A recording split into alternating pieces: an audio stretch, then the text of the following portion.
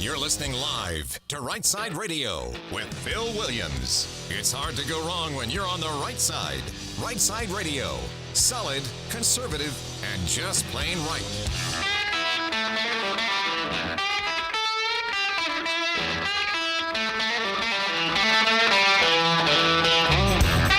Alabama's syndicated news talk leader, Rightside Radio. Phil Williams here live in the Rightside Studios. Man, the local, the state, the national, covering down on all the issues. And like that dude just said, solid, conservative, and just plain right. Well, it is the middle of Boomer, it's midweek, bro. It's midweek. Let's do it. Uh-oh. Guess what day it is? Guess what day it is? Mike. What day is it, Mike?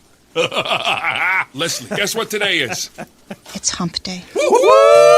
Oh, my God. Congratulations. You have made it to the middle of the week. You are halfway to Friday and the weekend itself. And why is that so funny to me every single time? Well, I mean, it's just classic. I just love it. It just gets in your bones. It makes me happy.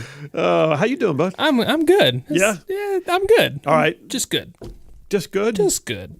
I mean, it's rainy. Boomer. We got to get you drinking coffee. Got to get that. Got to get that coffee. Got to get that coffee going. Well, have you heard back yet about baseball tryouts? No. Next week. I did find out. Every day. I found out. I hear back next week. Okay. So, I don't have to go hurt anybody. Right. No, we're good. We're good. No lawyer letters. Nothing. No lawyer letters. All right, we got a great show laid on for you. Stuff is like yesterday felt very cerebral. Like I had deep dives on some major issues, and more of the same today, I would say. But let me just start by saying this: at 4 o'clock today, you're going to want to stay tuned because our weekly event on Wednesdays at 4, the Grand Council with Jeff Poore and Dale Jackson. We call in 3 conservative talk show hosts pinging each other with questions. We don't even know what they are in advance, and we just see how we do. Sometimes we agree, sometimes we don't, but we still love each other when it's done. So, Grand Council, 4 o'clock today. Don't miss it. And then I got a triple dipper, bar none. Hit it, buddy. The Triple Dipper. 3 stories you've got to know. That's right. 3 stories you've got to know as we run today's show. The Triple Dipper. Number 1, these are not serious people. That's the name of it. That's the name of that dipper. What happens when you look around at who has been tasked with making the laws and enforcing the regulations, and you just realize these are not serious people. They are so first world, they don't even know that what they call problems are really not problems in 98% of the world. These are not serious people, and there's a number of them. We're going to talk about them. They're in government right now. These are not serious people. Number 1 on the Triple Dipper. Number 2, newspeak. Okay, that's an actual term. Some of y'all who read George Orwell's 1984, you immediately went, what? Newspeak. Newspeak was the language that was allowed to be used, put forward by the central government to help control the narratives and to stop you from thinking too far ahead. Newspeak. Well, what are we seeing today? Well, guess what? There are some who say that what we're seeing is literally Orwell's book being fleshed out in modern newspeak. The changing of words, the telling you what language you're allowed to use or say, or for that matter, pronouns have to be changed, whatever. Newspeak, number 2 on the Triple Dipper. And then number 3, gun controllers. Gun controllers are everywhere. Horrible thing happened at Michigan State University with 3 students dead, 5 wounded. And then the first thing out the gate from the president, who we've not heard a thing about, him say a thing about the spy balloons from China, immediately made a public call for gun control. Well, we're going to talk about that because guess what? The shooting at Michigan State, it defeated all of their narratives. I'll tell you about that when we get to number 3, gun controllers on the Triple Dipper. But let me jump over to my comments now. And I got to tell you, this is really something, y'all. I mean, something remarkable is happening right now. And I don't say that lightly. I mean that with all sincerity. 53 years ago this month, something remarkable happened in February of 1970. An event occurred that rocked a campus, a whole community, and to this day has ripple effects that are still being talked about across the nation. Books were written about it. You can go online right now and type in the 2 words, Asbury Revival, Asbury Revival, and you'll get videos, news reports, book listings, articles, personal stories, photographs. But here's the thing. You'll get plenty from 1970. but it'll also be mixed in with stories that read almost identically from this very week because something remarkable happened on the campus of Asbury College in Kentucky in 1970, and that something remarkable is happening there again right now, 53 years later. So Asbury College is now known as Asbury University. It's a small private Christian university with a long history and a beautiful stately campus. It's located in Wilmore, Kentucky. Asbury is a 4-year institution. It was founded in 1890. It offers over 150 areas of study to its several thousand students to include master's level degrees. It's a quality campus offering a quality education. It is known for so much, but it's a legend, though, for what occurred in 1970 when staff and students went to just a regular weekly chapel on a regular Wednesday morning, and they didn't leave for 185 hours nonstop. For over 7 days, students and faculty and townspeople and folks from out of state and all over the nation just began to flock to Asbury's Hughes Auditorium. Folks who were skeptical came to see, and they went away knowing they had been in the midst of something that was just not of this world. Lives changed, and every bit of it, by the way, was spontaneous. Word of mouth was big, but then newspapers began to report it. TV cameras set up on the site, and it spilled over. By the summer of 1970, 130 other campuses and scores of churches had folks had come to speak to them who were just ordinary people who had experienced the extraordinary events at Asbury, and it caught hold. In one church, as an example, Anderson, Indiana, they had several students come and tell their stories about what had happened that February at Asbury, and it wound up creating spontaneous services that went for the next 50 days at that church. What's interesting is that what occurred in 1970, though, is ongoing right now, today, where students and faculty and travelers and folks driving in from far-flung locations are in the middle of another completely spontaneous 7-day nonstop time of prayer and worship, and no one saw it coming. But the college has seen fit to cancel classes, and if you go online right now, just type in Asbury Revival. If you go online right now, you can even watch some of the events that have spilled out into overflow rooms and I think a local gym and live TVs in the parking lot and other buildings. Thousands are once again experiencing what many are already calling the next great Asbury revival. And I watched a bit this morning myself, and it's epic. So many have said that the 1970 events are just one of several. That there are those who say, though, that what occurred at Asbury in 1970 also sparked a revival nationwide at that time that has had lasting effects in all corners of the globe. I mean, there's no way to put true empirical evidence at work here. This is a movement. A movement is documented by the anecdotal recounting of those who experienced it or those who experienced its aftermath. But I got to tell you, I'm for it. I believe we need it. We needed it then in the painful exit for the turbulent 60s, a time of social upheaval and war, and we need it now. I'm not going to jump into a recounting of all that's been happening in our nation lately, in our world, but suffice to say, we need what only an experience with the one true God can bring. I believe He's real. I can tell you of events in my life that would curl your hair, and the only explanation was His intervention. And we live in a time that is no less turbulent than the 60s were, even more so in my estimation. At every turn today, it feels as if evil is not just trying to creep in, it feels as if evil is actually scratching and clawing and devouring. But there's a God who will not be mocked. And He's a God that loves us in spite of ourselves. And He's a God that not only cares with the most tender of care, but He also gives us the ability to stand, and when necessary, to fight, and to have the unexpected ability to operate not with fear, but with power and love and self-discipline. I'm sure that there will be some who try to explain away the events that are happening at Asbury as, just having the potential for social impact that carries over. They'll try to say that it's an emotional event. There'll be those who chalk it up to just folks looking for hope in the midst of chaos. But you know what? I believe that all those things are true, and they should be. Because we need something good and godly to have social impact that carries over.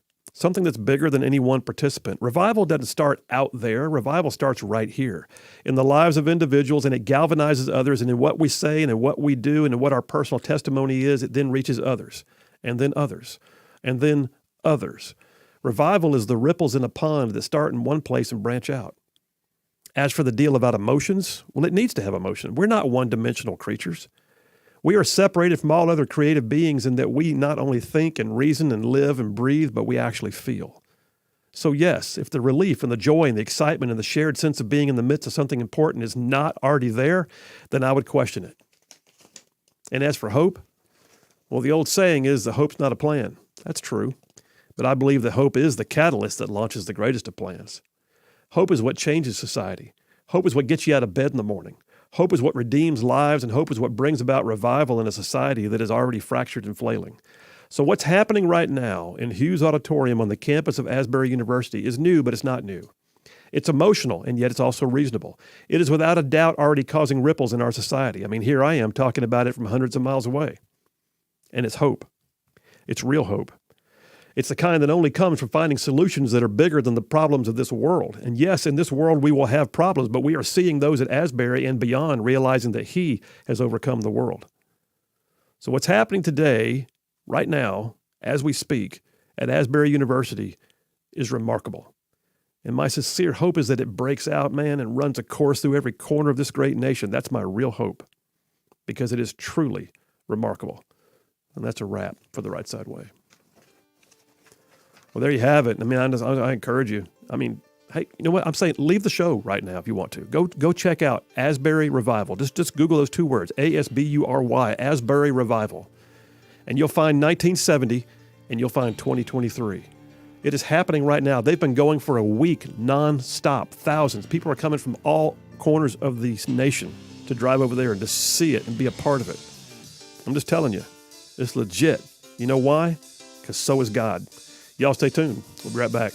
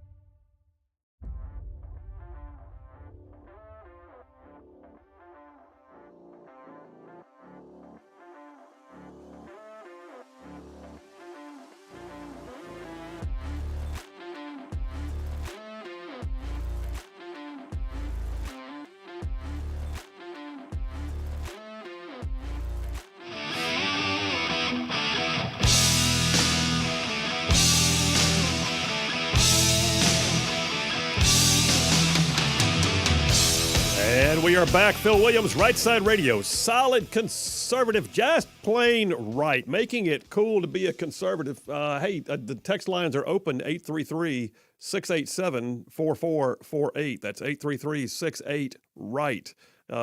Just text on in. You can also call that number if you want to. And I'll just tell you, I've already gotten a few reactions from Brian from Huntsville just said amen. And on that monologue, Gina from Athens, she texted in and says, God is so real. You can't see the wind, but you can see what it moves. You can't see God, but you can definitely see him move. I sure have, she said. And then she added, I love this, I went to Just Love Coffee Cafe for lunch, and the club sandwich and chips were delicious. I have half left for dinner. Awesome. That's a double whammy. Allie from Athens just texted in. It says, absolutely spot on, sir. Balanced, cogent, fervent, reasonable, and a wrecking ball. So thanks, Allie. Allie actually texted me yesterday and said, hey, Asbury Revival, and she kind of said some few things about it, but I hadn't clued in yet. And I was like, maybe later in the week, and then bang, it just hit. Here's the other thing, Boomer, small world.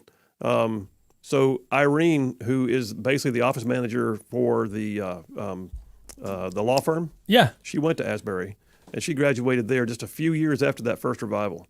Really? She graduated there in the mid-'70s. Yeah, it's about 4 or 5 years later. And, wow! She said it was still talked about, a lot. But anyway, very, very cool. Jenny from Decatur just says glory to God, and then Badger from Athens says happy Hump Day, and to you, back to you, Badger. I got another funny text a minute ago. Where did it go? Hang on a second. Was it Adam? No, it was Brad from Limestone County. Okay, remember Boomer? We were talking yesterday about. What was the deal with the toilet paper shortage? Remember that? I remember that, yeah. We were talking yesterday, what was the deal with the toilet paper? How the heck did we wind up having no toilet paper? And so he texted just a minute ago. He says, catching up on yesterday's program, a serious take on the toilet paper shortage. He says, forget who I heard explain this. He says, the factory that produces residential toilet paper, e.g. Charmin, cannot switch on a dime to produce commercial-grade toilet paper, e.g. the Kimberly-Clark stuff you find in office buildings and fast food restaurants. He says when the shutdown sent everybody home, suddenly the demand for residential TP soared while the demand for commercial TP was in the toilet. In other words, he said, overnight, folks stopped doing any of their business at the office and they had to do all their business, literally and figuratively, at home. Nevertheless, he said, supply of both could not just change overnight. Hence, a roll of white cloud was suddenly harder to come by than a white Camry. Brad from Limestone County. Oh, that's just funny. I don't care who you are. It's funny right there. You want to text in your thoughts on things as we go. And by the way, let me say this. So my monologue was on Asbury and the revival going on there. If you have been there, if you were there in 1970, or if you've been there recently, I'd love to hear from you. I'll stop whatever I'm doing in the show, with the exception of the Grand Council, because I'm going to have guests on the air with me. But I'll stop whatever I'm doing in the show to get that storyline from you. If you were there then or now, would love to get your perspective anytime throughout, because this is just crazy cool. I mean, this is happening right now as we speak. Can you imagine? You go to church and nobody wants to leave 7 days later. You're still going. So anyway, I mean, I've seen some cool moments in my life where I could just tell you God showed up. There's ain't no way around it. But what we're seeing there is truly remarkable, truly. We'll take those calls. We'll take those all the way around. John from Huntsville just texted in and says, everybody needs to be watching the skies carefully tomorrow. Okay. There's that. In the meantime, we're going to jump over to number one of the Triple Dipper here as we get back from the break. So these are not serious people. I forget where I heard that. It may have been Tucker Carlson or somebody else was opining about something to do with something in government and something that had been said.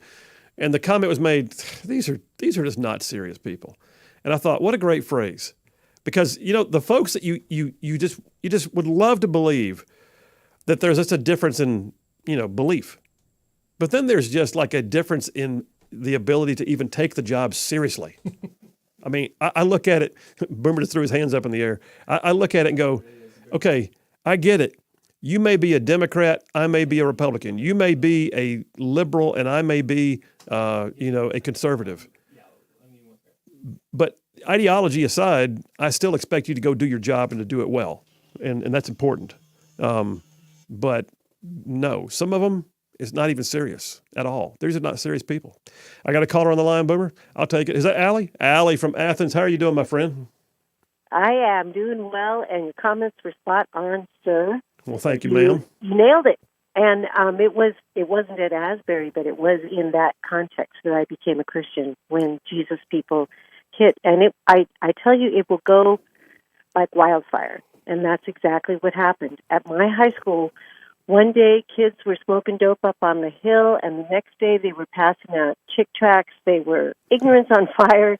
They were challenging our teachers, but there was such a strong move of the Holy Spirit that the administrators at the high school had to have like Christian bands come in because they didn't know what to do with what was going on.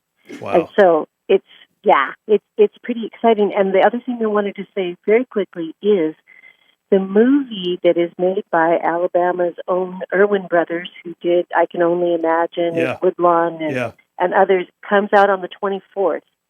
And I would like to strongly encourage people to go see it. It's a documentary on what happened 50 years ago. Wow. Has Kelsey Grammer playing the part of Pastor Chuck Smith. The trailers are looking beautiful. I'm going to write about it in my paper that I'm working on right now to get to the publisher. And so I'm really hoping that people will go see that because this is the real deal. No kidding. No kidding. All right, Allie, thanks so much. We appreciate you as always. You're welcome, and thanks for the heads up yesterday, too. Include me in. All right. Wow. That's cool. Kelsey Grammer starred in the movie. By the way, if you haven't seen the movie Woodlawn and some of the others, God, this doesn't sound so well. All right, folks, Phil Williams, Rightside Radio. We'll take a break. We'll come right back. These are not serious people. I'll tell you why. Stay tuned.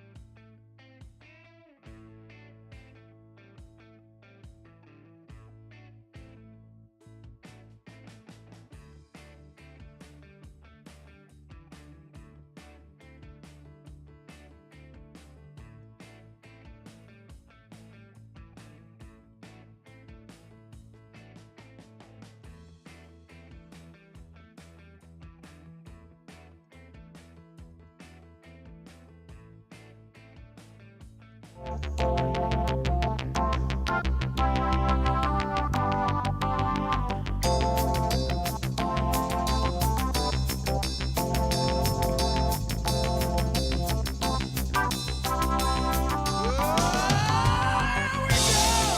we are back. Phil Williams, Rightside Radio, solid conservative, just plain right. I'm talking about this show covers some major ground across the northern half of the great state of Alabama, going way down south of Birmingham, up north of Huntsville, Tuscaloosa, back on over to Gadsden, parts of Georgia, Tennessee, Mississippi, thrown in just for good measure. The Triple Dipper today has got some stuff in it. And the first one, these are not serious people. That's what I'm calling it. So I'm talking in general terms here. When I say these are not serious people, you look at it and go, wow, come on. Can we stop breaking glass ceilings for somebody and find somebody qualified for the actual stinking job? Is that so hard? Well, apparently it is. I mean, I get it if there's going to be a Democrat who appoints someone who has an ideology that's sort of alongside. But when you see people appointed who did not get appointed for any other purpose except to further an agenda that has nothing to do with what they were appointed to be there for, you look at it and go, God, you are not at all serious people. I mean, if you came into the office, who was it? Somebody texted a moment ago and I saw it. Paul from Athens says they don't want a job, they want a title. Perfect point. They came in for the purposes of getting a title that gave them a platform to do more than what the job was supposed to be for. And then they began to gerrymander with society. And they begin to do things that create all kinds of effects. Now, the first one I've got, you may think, Phil, why are you talking about what happened at Shake Shack? That's a private entity. I thought we were talking about people in, wait for it. Hang on. Here's the deal. National Review has an article, came out yesterday. Shake Shack. You ever been to a Shake Shack, Boomer? Oh, dang it. Oh, yeah. Boomer trying to talk to me with the mic off. Oh, yeah. I love Shake Shack. I love some Shake Shack. I mean, I'll be honest. I've gone in there before and had to stand in line forever, but the food was good. Yes. Just a burger and fries. How can a burger and fries be bad, but they make it really, really good? Really good. All right, so Shake Shack. National Review article. Shake Shack agrees to pay a misgendered employee $20,000 in a discrimination dispute. So the fast food chain Shake Shack on Monday agreed to pay $20,000 to a former employee who alleged that coworkers had engaged in harassment and discrimination on the basis of gender identity. Gender identity. Yeah, except that this was not gender identity like you're a woman, we can't let you work here, or you're a guy, we can't let you have any success in life. No, it was misgendering. It's a part of the settlement of a case in which a disgruntled staff member, it says, who identified as a man but was born a woman, claimed to have experienced misgendering in the workplace. Okay, so first of all, misgendering. If you are that, I mean, Boomer, you grew up in the athletic environment. Yes. You know, I played sports. I was in the Army. How many times does somebody say something to you like, way to go, come on, get it together, Nancy? I mean, or a coach will look at you and go, let's go, ladies. More than I can count. I'm just saying. I mean, if you're that thin-skinned, anyway. So apparently, the dude, the chick who identifies as a dude, people are confused when they see you looking like a woman, and they say, "Where is she? Don't you misgender me?" Oh, I'm sorry, I forgot you were calling yourself a man today. Anyway, detailing accusations of discrimination, harassment, or retaliation based on gender identity and gender expression, the complaint against Shake Shack also says that they failed to take reasonable steps to correct the behavior of these horrible staff who are misgendering it. I didn't know what to say. Yes. Management, she's born a woman, that's right, she. Management allegedly urged the employee to explain their gender identity to the misunderstanding coworkers, but the coworker went ahead and just quit and filed a suit and got $20,000, so why not? Here's the thing, here's my point. It's state law in California. The whole misgendering thing, state law. Kevin Kish, the director of the California Civil Rights Department, told the publication that state law outlaws intentional misgendering in the workplace. Intentional misgendering and other forms of discrimination based on gender identity, and this is not serious. I mean, when I hear this, I recognize an agenda that goes beyond just trying to make sure there's a fair and even workplace. There's an agenda here. Misgendering, really? That's what you sued for? That's why you quit your job? That's why you got so upset that you sued your employer? Misgendering. What are you thinking? Oh, I'm thinking a lot. But for me, it's like, okay, in California, is that why a lot of these companies are trying to leave? Because it's just ridiculous to stay there with all these new laws that are coming into effect, because they can't do anything right now. They're just going to start getting sued left and right because they can't determine what one person's thinking, what they are. It's exactly. So it's that and more. It's the level of taxation.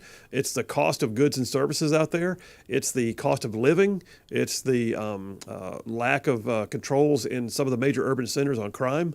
It's the constant mollycoddling of the people in society who don't produce as opposed to those who do. It's a lot of things, but this is part of it. All right. These are not serious people. What's the next story I got in my stack of stuff? Okay. Story yesterday, Fox News. You remember him? Sam Brinton. Yeah. Boomer just got happy. I did. So That's funny. The non-binary former Biden official Sam Brinton is to appear in court to face baggage theft charges. All right. Listen, that title didn't even do him justice. He was just a absolute activist in his role.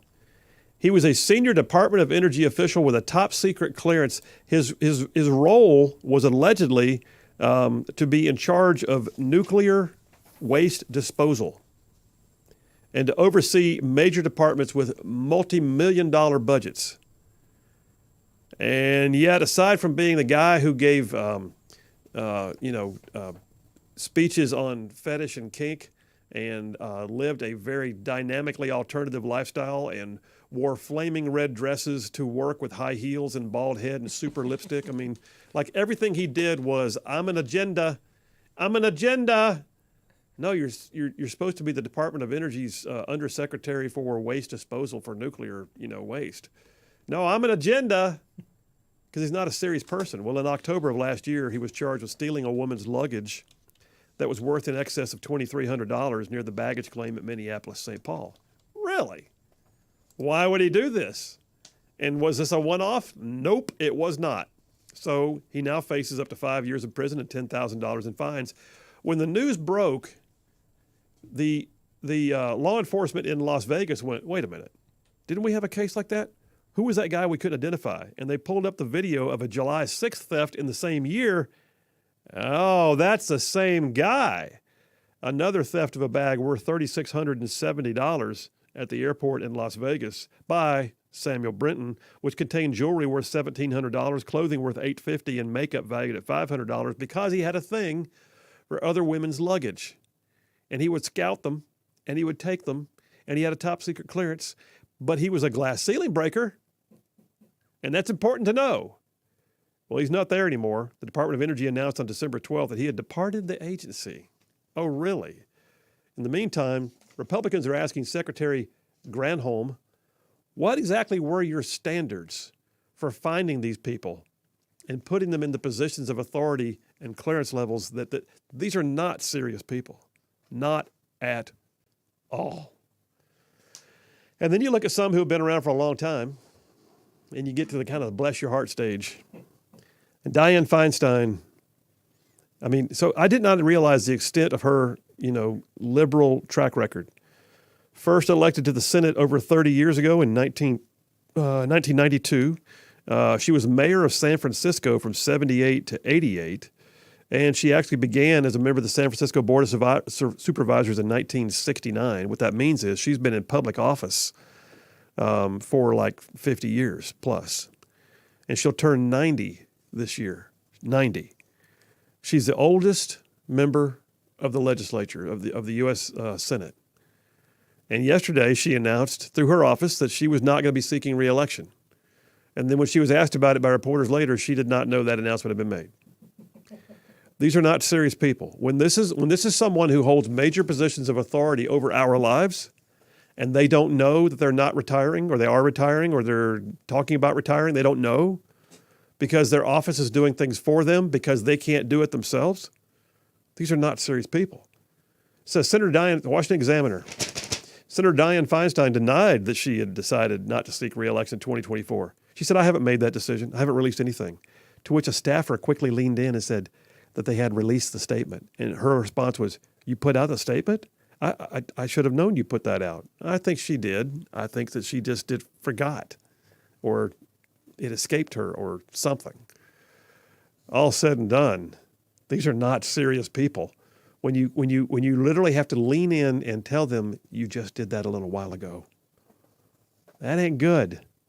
As she goes to the next meeting where she makes big decisions about how you and I operate in the modern world, not serious people. Boomer, take me to a break, man. We'll go about a minute early. We'll come right back because I've got the next one. Did you know we had an LGBTQ trailblazer who was an Undersecretary of the Air Force? Did. She's retiring. Wow. Well, Pete Buttigieg, I've got a whole bless your heart article on him. And then how about the lady who's going through her third confirmation hearing because she can't get confirmed and they keep sending her back? Yeah, Ted Cruz had some fun with that yesterday. We'll talk about all this and more. Phil Williams, Rightside Radio. Y'all stay tuned. We'll be right back.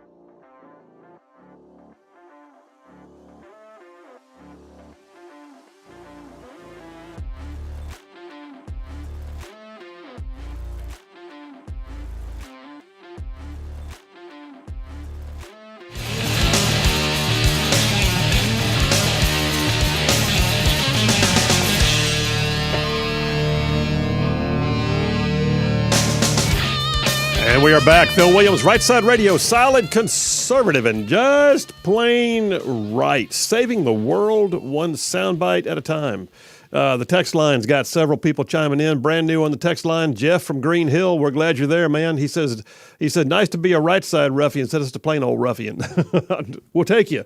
David from Huntsville texts in, says Biden and Feinstein for 2024. Oh, my word.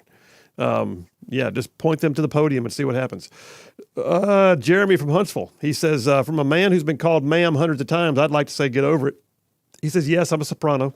So, Jim from Madison, he says, Phil, Asbury must not be a Baptist college. Otherwise, that service would have ended promptly at noon on Sunday because, fried chicken and tater salad. I spoke at a... So I was actually ordained Southern Baptist, but I guess people have asked before, what about your background, Phil? Now, I'm a full gospel Methodabaptarian, but tongue-in-cheek there. But I was speaking at a Methodist church one day, and I looked down at my watch and I said, you know what it means when a Baptist pastor looks at his watch? The answer is not much. And then I said, I've been asked to go ahead and just have you guys tarry slightly here. We'll be taking about the next 45 minutes in order to let the Methodists or the Baptists get to the buffet quicker. All right, enough of that. I'm just chasing rabbits now. Let's go back to the topic at hand. These are not serious people. How about this? We have an undersecretary of the Air Force who just retired or resigned or something. She's stepping down. But the headline from military.com, the headline, which, by the way, military.com, if you're not familiar, is a site where you can go and read all the liberal views of what's happening in the military. So Air Force Undersecretary Jones, an LGBTQ trailblazer, is stepping down. Why? Is that because these are not serious people, that's why. They're not concerned with what she did in office per se. They're worried about the agenda. They want to know, was the glass ceiling broken? It's not enough that she helped run the Air Force. Did she do enough for the LGBTQ community while she was there? Because, she's an LGBTQ trailblazer. I can't even say it. It says the Air Force's second highest ranking civilian, Undersecretary Gina Ortiz Jones, is stepping down from her role a year and a half into the position. Jones was appointed by President Joe Biden as the first openly gay lesbian woman to serve as the Undersecretary for any service branch. Why does that matter? We don't care a rat squat about her sex life.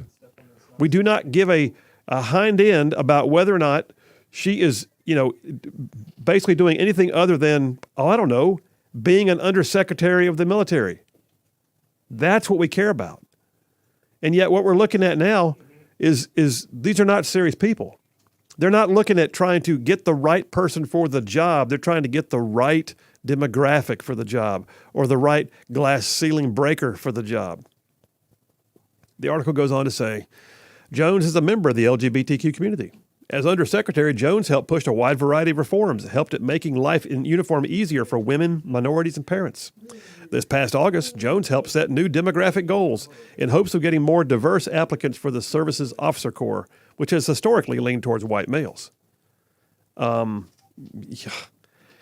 these new goals, the Air Force and Space Force now aim to have 36% of their officers to be women, because it's not important that we find the best pilots, the best intel gatherers and analysts, the best who are capable of guiding our satellite capabilities. No, that's not important. We want to know we have more women. We want to know we have more fewer cis white males. We want to know that we have enough people from the LGBT, because that's what they're worried about. These are not serious people.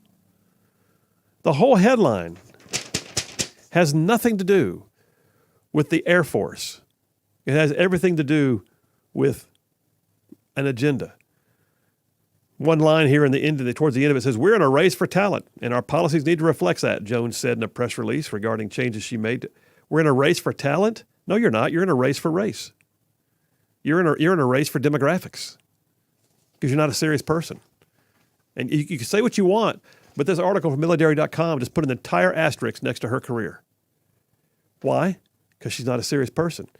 If I were her, I would have been reaching out saying, change that headline. Would you please talk about what I did in my military career and not whether I'm an LGBTQ activist? But they're not serious people, so they don't care. I got a caller on the line, bud? I do. I'm sorry about that. Is that line? Jeff from Indiana, what are you doing, man? I'm going through Falkville right now, trying to get back on the interstate. Whoa, wow. Well, just be careful doing it. What's up, man? What's on your mind? Hey, through the Stolen Valor Act, I can't pretend to, that I was in the service and go out and pretend I was in the military and stuff under penalty of law. True. So I think you need to get together with your buddies down there in Montgomery and say, hey, we need to come up with the gender misgender act or whatever. Where I can't pretend to be a woman if I'm a man. So you want not the stolen valor, but the stolen gender act. Stolen gender act. Yeah, I couldn't spit it out for nothing. But yeah, I mean, it's a whole lot easier for me to sit there and think that I was in the service, tell somebody I was in the service and everything. But if I'm a man, I can sit there and tell somebody, well, I think I'm a woman, and go in their bathroom. Well, when you're not serious people, but you know what's crazy though. I guess some of them they will say we are serious people. This is very serious business, but it's not what they're appointed for. Like the whole thing with the Secretary of the Air Force, Undersecretary of the Air Force. Nothing in the article talked about her Air Force career. It talked about literally whether or not she was an LGBTQ activist. Period. That's all I had. I mean, what other mental illnesses do we coddle? Schizophrenia, all these other things and stuff. It seems like we coddle somebody who has a gender I can't think of words to say. You need to stop and get you a cup of coffee, bro. I know. All right, Jeff. Hey, we're hitting the break, man. We're up against it, Jeff. All right, call back when your tongue's straightened out. That might be never. He's right, though. I mean, where does it stop? So when we get back to this break, we'll wrap this subject up in the next segment here. But I've got one here too, like Pete Buttigieg. I mean, you got major transportation issues going on, that are shutting down whole systems. What's he been out there talking about? Not that. Or what about Ted Cruz having to say, why are we interviewing you for a third time for a job on the FCC? Why is AOC? Why is she mad about ads that ran that talked about Jesus? Because it apparently offends her. Or how about the fact that we've got, literally soft on crime, prosecutors not prosecuting to the extent that even members of Congress are being assaulted in the elevators of their buildings. We'll talk about all that and more. These people are not serious. We'll be right back.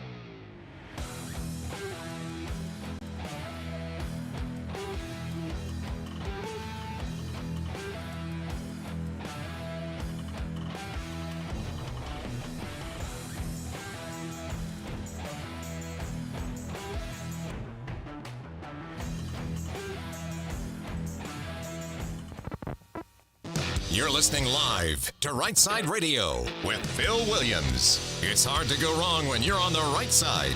Rightside Radio. Solid, conservative, and just plain right.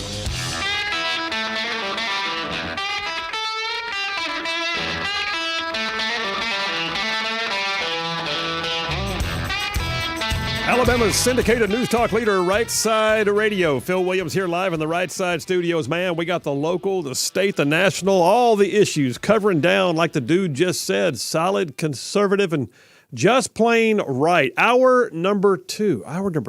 Good gosh. Who stole my hour number one? Hey, yeah. Before I go any further, I gotta make a shameless plug here for some in-house stuff. So first of all, the podcasted version of the show is kicking. I mean, like we're well over 117,000 downloads every single day. If you listen to the show, great. Let's do it online. We love our live audience. But then also just recognize if you miss a piece or you want to hear part again or you want to send somebody, a segment or an interview or a monologue or whatever, you just go into the podcast format we've got. It's all posted. It's out there on every version of podcasting known to man. It's also linked onto our website, rightsideradio.org, and you go ahead and just grab hold of it. We would appreciate it, by the way, if you would, give it a thumbs up or some stars or whatever they have on your particular podcast platform. But yeah, we're like 117,000 downloads of that one. And then, oh, by the way, there's the another one. Oh, the other one. The another one. That's my son said when he's little. The another one. I like that. The another one. The another one, which we like. We like to say is now part of the Right Side multiverse.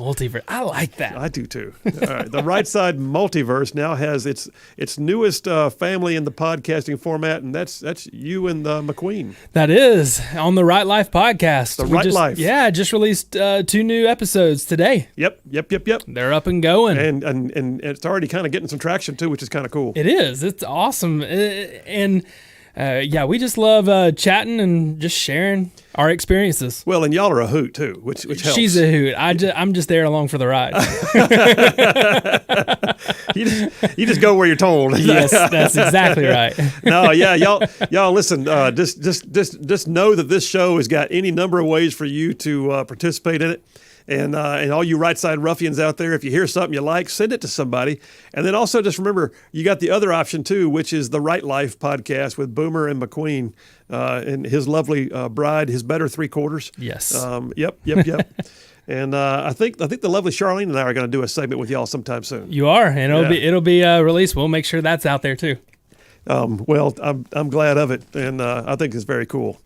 All right. Hey, listen, jump back into the topic at hand. These are not serious people. Then there's Pete Buttigieg. Hard to take the man serious. Has there ever been a less qualified individual for his role? Well, maybe. I read some about a minute ago. I think Samuel Brenton would certainly qualify. But Pete Buttigieg is a cabinet-level secretary. He is the DOT secretary for all transportation issues in the entire United States, which certainly has an impact on the world, and that's him.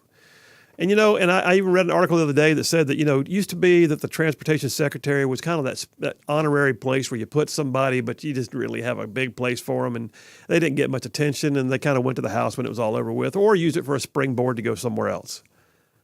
And then there's Pete Buttigieg, who obviously is an agenda. Every single day we are told, what have we got here? It's important that we follow green energy policies and we have charging stations everywhere. It's important that we recognize that there are racist roads in the United States and we need to dismantle existing infrastructure because it was built with racism in mind. Or for that matter, the one he said just 2 days ago, there's too many white men in the construction industry. What? So first of all, no, there's not. There are people that do construction. And I've seen like literally entire crews that were, demographically, mixed. And then I've seen whole crews working on houses that were, all Hispanic or all white or, just a mixture of everything in the world. It depends on where you live. Do you have to import people now to make sure that you've got the right number of folks who are of a certain demographic that are helping build your house? I mean, anyway. Up on the screen a moment ago, literally while I was waiting to come back from this break, CNN CNN was talking about the fact that remember when the airlines shut down not long ago? That's a Department of Transportation issue because there was an FAA-based system that provides notifications to pilots that went out because it's apparently an archaic system filled with bugs. That falls under his purview. Is it possible it was declining over time and it pre-existed his? Yes. But what did he talk about in the meantime? Racist roads and white men in construction. How about the situation with the derailing of the train in Ohio? That's big doings for the sound of Ohio. Guess what? It involves broader issues in the transportation arena. What's he talking about? Racist roads, white men in construction. It goes on and on from there, but the story I had from Breitbart, no sense even reading it now because I pretty much covered everything I was going to read out of the story. But the whole thing about Pete, he's a bless your heart appointment. That's what he is. He's a bless your heart appointment. How about this one? Let's go on down to the FCC, the Federal Communications Commission. That, by the way, is the organization that supervises things like, Rightside Radio. But we're looking at the fact that we've got a woman named Gigi Sohn, and Gigi is now up for her third confirmation hearing. Pray tell, why is it necessary to keep bringing her back for a third time? Because she's got issues, and because she is an activist, and because she is the last person who needs to have this job. Ted Cruz pointed out that she was first nominated 15 months ago, and she's made dozens of donations, to political. Phil, speak. Use your words. She's made dozens of donations to the campaigns of Democrat senators since that time who would be deciding her fate. She says, well, they were small. Okay. Ted Cruz says, I've been in the Senate for 10 years. I've never seen a nominee make contributions to senators while their nomination is pending. I have never seen that once, he said. I had my staff search the records, and if we could find anyone in the Trump administration who'd done that, my staff was unable to find that. He asked, do you think it was poor judgment on your part? Her response is, no. I'm just a citizen who wants to participate in the Democrat. You're a citizen who has something to gain from the process, and you're trying to purchase influence. He also pointed out, by the way, that here she is trying to be, a member of the FCC. And yet she has been openly supportive of a left-wing group called Fight for the Future, which has been out there accusing senators of corruption based on the donations they've received, while she gives donations to those who are considering her confirmation. And then on top of all that, she was the member of a board of an organization called Locast, which was sued by multiple television networks. And then once she got nominated for a position on the FCC, all of a sudden they settled with her for far, far, far less than they had been pushing for. Interesting. Interesting indeed. These people are not serious. They need agendas. They need somebody to get out there and say, here am I have an activist mentality, and I intend to use my position, which is totally unrelated, to get, you want me to run the Air Force? Oh, you want me to pass laws that benefit society? How about the New York Post story from 2 days ago? By the way, JT from Lacey Springs just texted in. He said, this serious people topic is making my check engine light come on. I get it. AOC blasts the Jesus Gets Us Super Bowl ads, says they endorse fascism. You seen those, Boomer? Did you see them during the Super Bowl, the Jesus Gets Us ads? Yes. Yeah. And I look at them and go, who are these people? What are they doing? Is it real? Are they actually honoring our Lord, or is it have an agenda? Right. But I didn't see anything that really made me want to scream or anything. No, it was just I wonder who put these out. Yeah, exactly. That's all. Well, not to Representative Alexandria Ocasio-Cortez. So Sandy Cortez, the former barista now in Congress, she says, something tells me Jesus would not spend millions of dollars on Super Bowl ads to make fascism look benign. Where did she find fascism? Pray tell, how could that possibly be a thing? Because all the ads did was show things like, urging viewers to be more childlike and featuring the kinds of pictures of kids, of different races hugging each other. And then the other one was people who were violently confronting each other, but then saying, Jesus loves the people that we hate. He gets us. Okay, all that's true, actually. But she says it's about fascism. Why would that be? Oh, maybe because David Green, the co-founder of Hobby Lobby, which also successfully argued before the Supreme Court that it had the right to deny contraceptive coverage on religious grounds, is a part of the background of this. So it's fascism, because Sandy Cortez is not there to be a congresswoman. She's an activist. She's not a serious person. And then lastly, I'll tell you somebody who got serious just very recently. And I'm glad she's all right. I really am. I mean, I say that with all sincerity. Democrat Representative Angie Craig. She's a member of Congress. Story came out yesterday in Town Hall. She spoke out as a Democrat against Washington, D.C.'s soft-on-crime policies after just this week she was attacked by somebody in the elevator of her apartment building. And she's demanding that something be done about crime. So she's now serious. Her party, by the way, her party is the one causing this. Members of the Democrat Party are the ones who are making the soft-on-crime policies and electing the DAs who are not charging people, or for that matter, not prosecuting people. And she says, I got attacked by someone who the District of Columbia has not prosecuted fully over the course of almost a decade. I was the 13th of his assaults. 13 times. The guy just keeps going in, coming back out, going in, coming back out, having his charges reduced by soft-on-crime DAs in the Democrat Party because they're not serious about their job. They're not serious people. They're there to make an agenda come true. But Democrat Rep Angie Craig came out with some bruises, but she threw a coffee in his face and got away. And she's saying now somebody's got to do something because now she's serious because it happened to her. All right, well, tell you what, that's it for that part of the Dipper. These people are not serious. These are not serious people. I'm just saying. Let's go ahead and take a break. We'll come right back. Jump into number 2 of the Triple Dipper. Take your calls if you want to call. 833-687-4448. That's 833-68-RIGHT. Phil Williams, Rightside Radio. We'll be right back.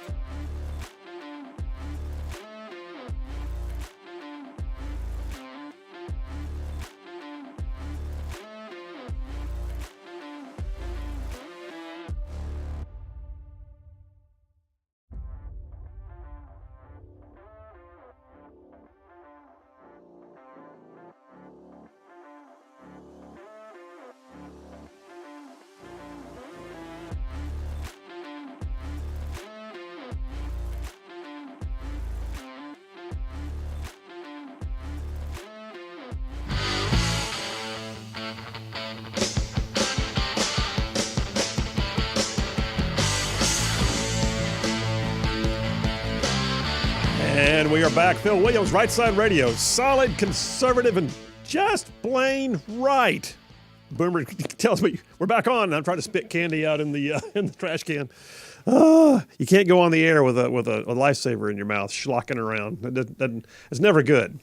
Just not. never is good. No. I don't know about you. I don't know that I have a lot of what I would call pet peeves. But listening to someone who can't control their noises while they're chewing drives me up the wall. So the last thing I need to do is be on the air schlocking a lifesaver around in the microphone. Hey, let me ask you this, Boomer. So we're going to go into this next section here on the Triple Dipper Newspeak. You've worked in a variety of different things, the music industry or in sports or whatever else. I guarantee you there was lingo. Like there were ways of talking that were different than anywhere else because it was just like the environment. Oh, absolutely. Like get an example. Yeah. So I mean, some people will know some of these things, but like even in the music industry, EP means a very small album. Okay. That people are releasing. A one sheet. You know what a one sheet is? No. A one sheet's basically like your day sheet. So everybody gets a one sheet in the morning from the tour manager saying exactly what's going to happen exactly on that day at what time. Okay. So it's just a schedule. So me talking to you, if you said I got to check the one sheet, I had no idea what you were saying. Right. Hey, let me go check the one sheet. Where's the one sheet? Or like me as a paratrooper or a jump master for that matter, if I came to you and said TOT's at 1900, we got DACO brief and JMPI prior to that, you wouldn't know what I'm talking about. No, I just go and find my parachute. Well, so yeah, and I get it. And by the way, where you are sometimes controls the way you talk, or it may have its own lingo, or there's ways of doing things that are different. But what about just the English language in general? I mean, so here's the thing. We're going to talk about Newspeak here in a minute.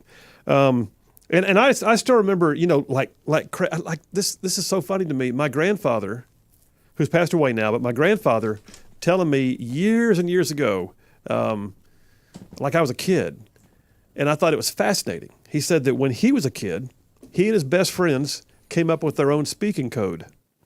It's a little like the phonetic alphabet, but they got so good at it, they could just rattle stuff off and nobody knew what they were saying. So, and I remember bits and pieces of it, like I said, it was a little bit like the phonetic alphabet. They gave like, so my name is Philip with two L's because that's the right way to spell Philip, but I'm a 2L Philip. But so my name, the P is pup. And then H is hash. Vowels were always said their correct way, so I. And if you had anything that was a double letter, you had to say squaw in front of it and then pronounce it the other way. And then, so my name was Pup Hash I Squaw Lala Pup. And I still remember that to this day. And I think my brother's, whose name was Chris, I think my brother's name was Kahash Re I, or something like that. I forget what. But anyway, Granddaddy and his friends had their own way of talking. And nobody knew what they were saying. Wow. So Pup Hash I Squaw Lala Pup is me. Why do I remember that? I don't know. But here's the thing. I say that just for fun, just for grins. What about, though, when the language is not just code, it's not just jargon, it's not just, a little bit of a sort of an attribution to where you work or what you do for a living? No. What if it's like literally the government saying, we're going to change the way you talk. You're not allowed now to say these things. And the media will assist them in that by making sure that you know that there are certain ways we don't talk around here anymore, and you're not allowed to do that. And I'm not even talking about things that are considered socially acceptable, like profanity is. It doesn't have a place in most sources of open culture, but that's not what I'm talking about. I'm talking about the average everyday, and the classic example right now is gender identity. Don't misgender me. What does that even mean to misgender you? What don't you dare use my dead name? What the frick's a dead name? Or for that matter, you got to call me they. No, you're not a they. They's a plural. You're a singular. I can call you it, but I can't call you they. But what happens when you've got Newspeak? And Newspeak, by the way, is a term. If you read George Orwell's book, 1984, Newspeak, it was actually a thing in the book. It was Big Brother designing the new way of talking because that's what kept you in line. That's what made you talk the way you were supposed to talk so that you wouldn't think the way that you wanted to think. You would think the way they wanted you to think because you used Newspeak. So those of us that know that men are men and women are women and you're born with a biological sex, not assigned a biological sex, we refuse to use your pronouns. Because we recognize you can't just grab the English language and make it what you want, but those who are into Newspeak, they do. And it goes so much deeper. How about birthing people? How about looking at all the different ways by which they co-opt the English language, move it in their agenda direction in such a way as to make sure that the way that you think is the way they want you to think, because now you're using their version of Newspeak. Folks, I'm going to tell you, it's not supposed to work that way at all. And I'm looking at Boomer right now, going, "Are we going to a break?" We'll listen. We got plenty more of that. I got a whole section on Newspeak. I got articles on it. In fact, it's funny because they're even using the phrase Newspeak in relation to what the modern media is doing. When we get back, I'll lay it on thick for you. Phil Williams, Rightside Radio. Y'all stay tuned. We'll be right back.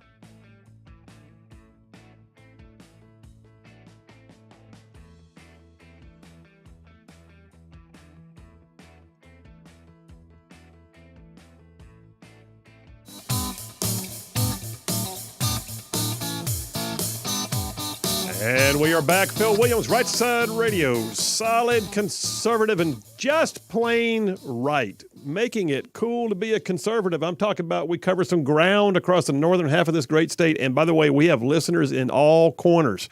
And I appreciate it. Our text lines are blowing up right now. The number here is 833-687-4448. That's 833-68-RIGHT. And yeah, text on in if you want to, like a bunch of other people are already doing.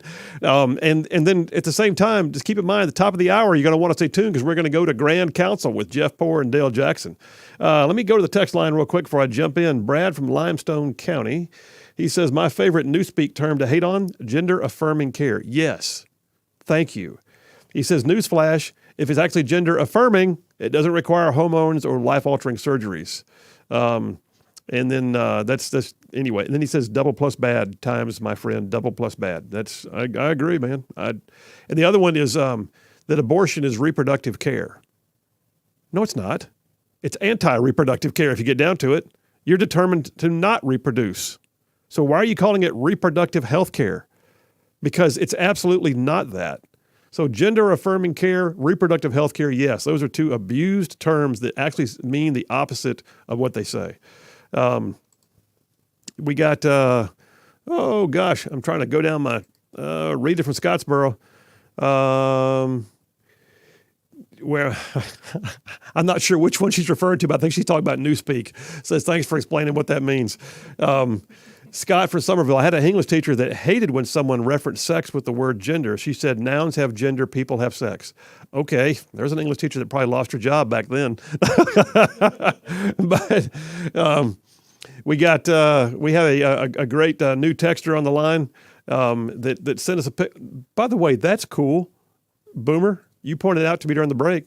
We have a new listener. We need a name and where you're from, please. Send us a screenshot off of their own phone of the book by Max Lucado called He Gets Us, with regards to the Jesus commercials. He Gets Us. And down at the bottom, you realize she also has a little screenshot there. She's watching our live stream at the same time, boom. It's that was very cool. That's really cool. Yeah, it's very cool. Let us know who you are, where you're from, so we can get you plugged into the system. Hey, Paul from Athens says he's going to try to find it. Yes, that is true, Paul. You find that article for me, man. If I can find it during a break, I will too. There is talk about the idea, I think it was the Church of England that said, that, or the Anglican Church, I forget, but anyway, that they believe that it's necessary to be more inclusive, and so the Lord's Prayer will stop saying Our Father. And that's a problem.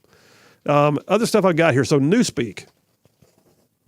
If you read the 1949 dystopian novel 1984 by George Orwell, there was a whole section in there about what the central government, run by Big Brother, what it did in terms of grabbing hold of the language. So it's a totalitarian superstate, right? And Newspeak was what they called the controlled language of simplified grammar and restricted vocabulary designed to, here's the deal, limit the individual's ability to think and articulate subversive comments like personal identity, self-expression, and free will. Those were considered thought crimes. And they created nice-sounding, easily pronounceable words that were designed to mask their ideological content. How much does that sound like things we're seeing today? Like a moment ago, gender-affirming care. No, it's not. That sounds sweet. It's not sweet at all. That's surgical correction of kids. What about reproductive health care? That's not that. That's killing babies in the womb. Well, so I got a piece here from the Wall Street Journal, July of 2020, that talks about the fact that the news media has now become fluent in what it calls newspeak. And it says George Orwell's genius lay in his insight that a manipulation of language was essential to the revolutionary projects.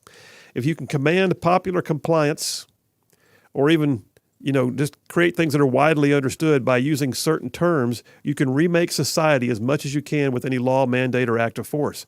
It says the use of language becomes a tool for placing limits on thought. So if you constantly hammer gender-affirming care, then people begin to forget what it really is. It's affirming. I'm affirming. So that person needs to be affirmed. It's gender-affirming care. Not really. Not really. Did you find that article, Boomer? Yeah. What's the deal? It is. It was a Fox article. It was on February 7th, and it says, they were referring to God and to possibly drop the phrase "Our Father" from the start of the Lord's Prayer. What's the headline read? Church of England. Church of England to consider gender-neutral God. A reports. gender-neutral God. I got news. He's not gender-neutral. Nope. He's God, and you play with that at your risk. But that's where we are. Newspeak. Newspeak. It needs to be more inclusive. We need to be more inclusive. I got news. God is love. He loves us no matter what. He made you. He doesn't have to have his name changed so you can feel better. This article I've got in my hands right now goes on to talk about the fact that sometimes words become violence. Like, for instance, it's considered violence if you misgender someone, or if you smash a statue or assault a police officer. That's not violence. That's just someone who's having a largely peaceful anti-racism protest. I'm reading from the article, but there you have it. There was a BBC tweet that said, 27 police officers injured during largely peaceful anti-racism protests. They can't be largely peaceful if 27 police officers were injured. When you get into newspeak, you're trying to guide thought. You're trying to make sure, when you have to change the English language to fit your narrative, then the narrative has become more important than the proper discussion of the issue at hand. Red State has an article. This was going to make you mad. Prepare yourselves. Brace for impact. Redstate.com. I need to start saying that. Every time I have a crazy article, I need to say, brace for impact. All right. I take it back. I'm gonna yell ramming speed from now on. I don't want to brace for impact. Ramming speed. All right. Redstate.com. The endless assault on language. It says there's some days when you wake up and you think, okay, we've reached peak idiocy, but this endless assault on language and the nation's obsession over gender identity has now plummeted to a low point, and people will soon come to their senses. And if people don't soon come to their senses, we won't stop the insanity. The story is dated, by the way, today.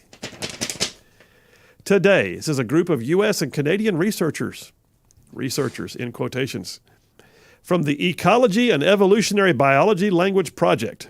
Pray tell, what is that? Has decided that the words male and female should be referred to instead as sperm-producing and egg-producing. God almighty. I don't think I'm going to say that. I don't think I'm going to say, I'd like to introduce you to my egg-producing wife. I'm not going to do that.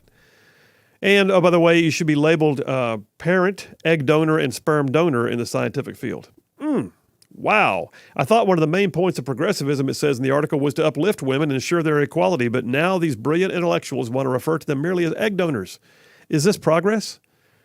It says what it really sounds like is a bunch of elitist woke professors decided over Starbucks oat milk lattes that they wanted to degrade our language even more and started what can only be described as the exact opposite of a grassroots effort. It says, ignore the dangers of a possible war with Russia or China. Forget the crushing inflation we've been enduring.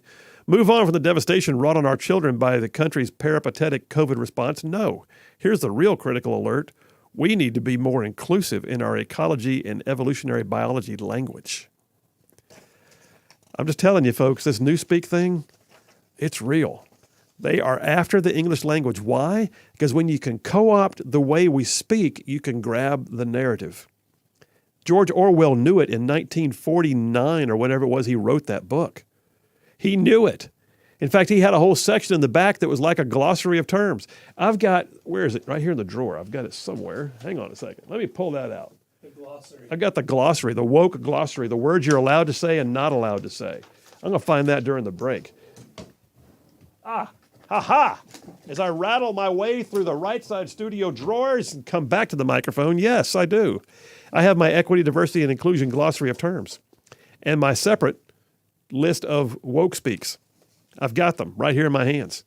I'll find you some new words. Things like, adultism. Or how about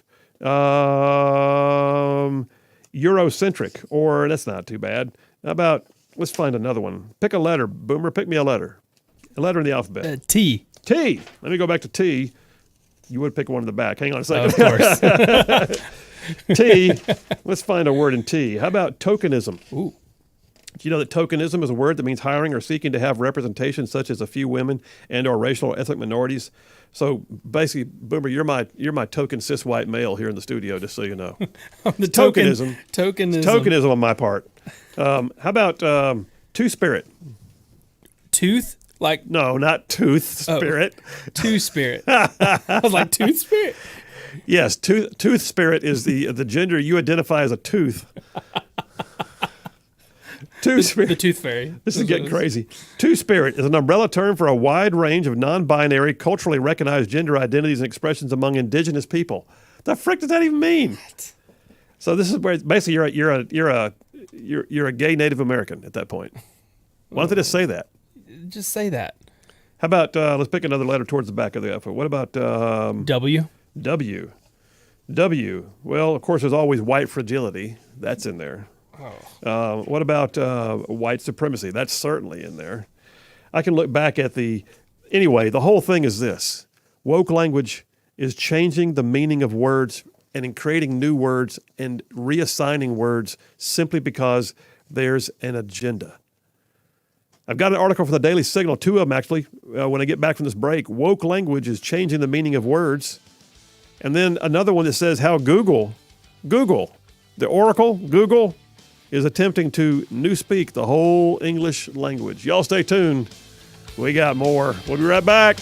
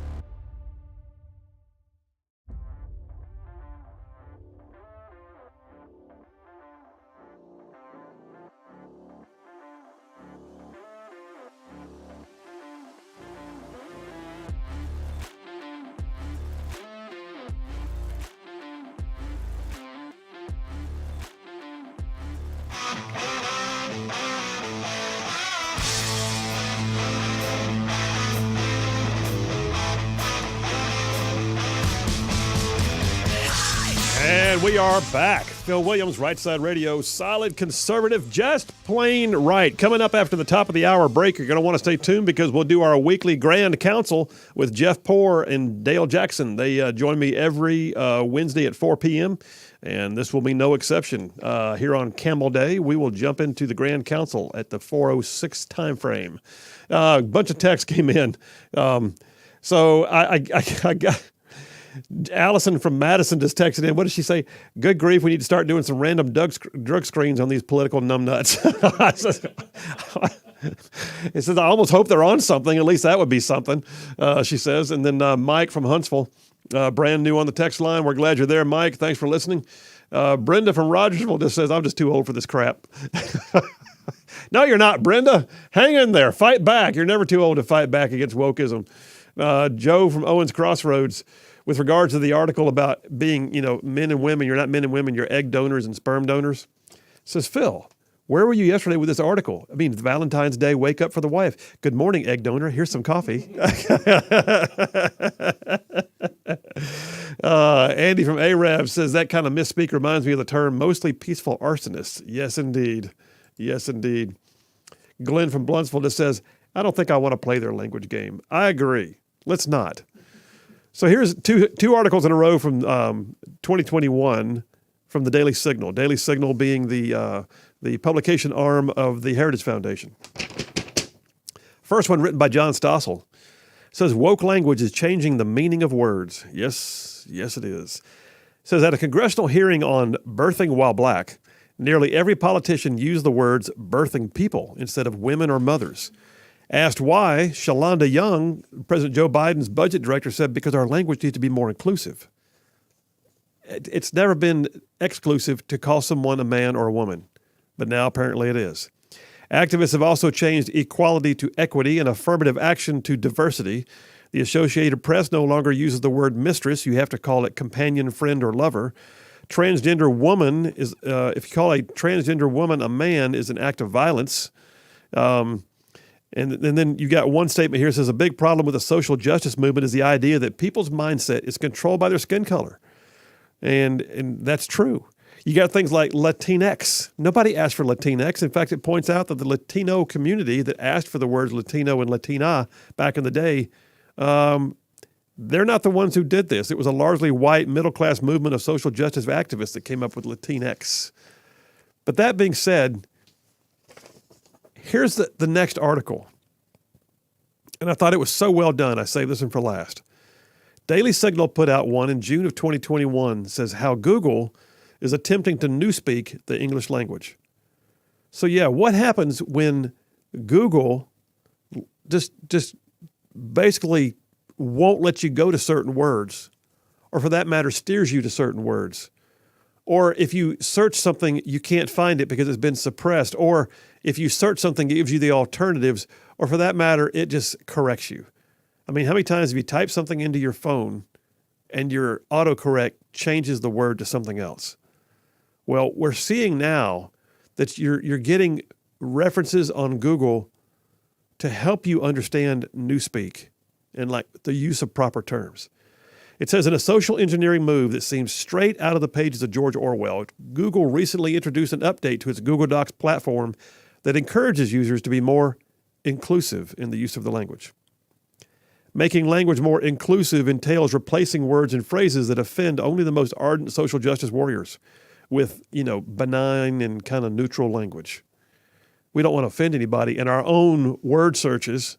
It says, while authoritarian attempts to control language are nothing new, the zeal and the reach of the modern left should alarm lovers of free speech. It should be a visceral aversion to politically incorrect language, which used to be on radical college campuses, has now broken loose and begun its long march to cultural dominance. And I agree. If you look at it, everywhere we turn now, we're being told that's how you speak. Well, folks, that's newspeak. I ain't doing it. I'm not. I'm not going to get into your gender pronouns. I'm not going to start calling them birthing people. I'm certainly not going to call them egg donors and sperm donors. And I'm not going to go down the road of trying to pretend that something has been culturally appropriated or that it's okay to call somebody a two-spirit. No. How about just not? Now, language can change over time. cultural changes happen just, like for instance, the word gay never meant homosexual back in the time. If you look it up, it meant happy or extremely happy. The rainbow was a symbol that meant God's promise, has now become the symbol of the gay pride, community. I understand that certain things begin to morph over time. But when you're told how to speak, it's different. That's what newspeak is. Newspeak is when you are told, this is the way we will talk from now on. Well, that's not the English language, dude. Like, for instance, how do you deal with it when you go to court, like in this case? Lawyers that were representing 3 female runners in that Connecticut lawsuit about transgender athletes competing against women were told by the judge they had to use the phrase transgender female. It sort of implies that you're on your heels from the moment the case started, because that's what they're in court about, is whether someone can be considered a transgender female and compete with biological females, and the judge is making them use certain pronouns and terms. Well, I'll end with this. Newspeak. Way back in the day, that book was written in 1949. And then you had Saul Alinsky, who wrote the book Rules for Radicals, the book that Obama loves, that Hillary Clinton loves. I feel certain that Biden may have read it or at least saw the Cliff Notes at some point. But Saul Alinsky, he said this, quote, "He who controls the language controls the masses." Folks, if you want to see the control of the masses, then look for the way they steer your language. When the Newspeak tells you it's gender-affirming care, and you know it's not, don't call it that. When they tell you it's reproductive health care, and you know it's not, don't call it that. When you're told that that person wants to be called a they, and you know they're not a they because that's not the way the English language works, then just don't. When they tell you that certain things are considered nonviolent or certain things are violent, and you know they're not, don't buy it. Newspeak. That's how you control people, is by controlling the language. Wow. All right, there it is. Phil Williams, Rightside Radio. We're coming right back with the Grand Council, Jeff Poore and Dale Jackson. Y'all stay tuned. We'll be right back.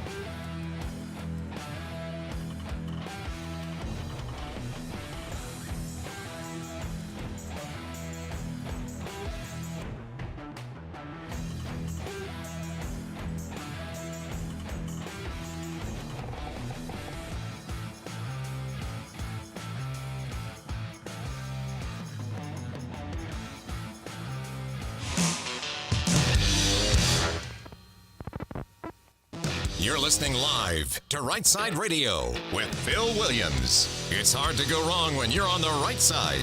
Rightside Radio. Solid, conservative, and just plain right.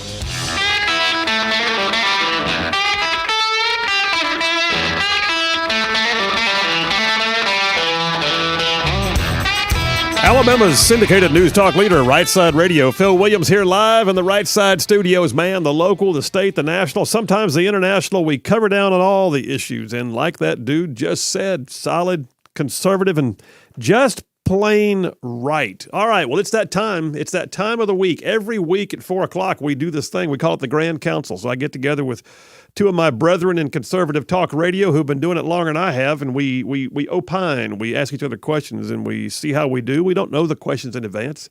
We don't even always agree on the answers, but generally speaking, we love each other when it's done.